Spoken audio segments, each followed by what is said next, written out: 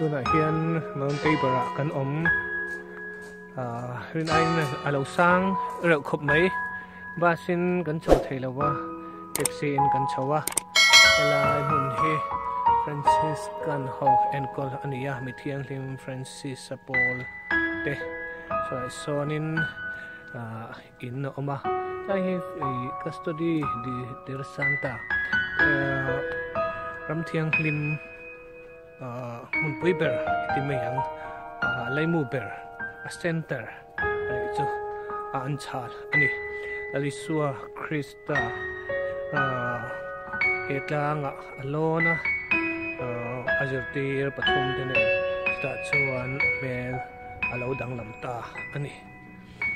mitam takin an to atuna hianin dar thum le achan ve December ni riat ania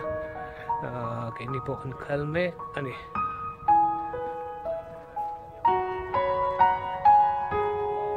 ta sonin kalpui chen khatte an oma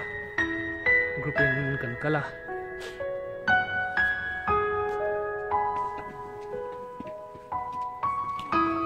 lirin sir han kan chawa chuanin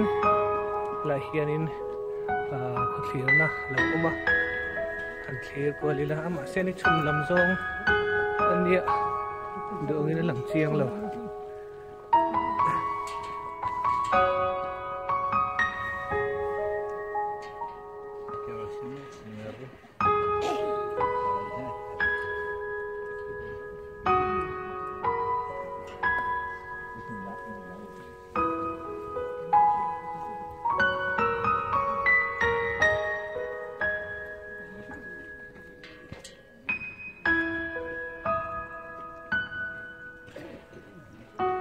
so lai lam chin bak su thaler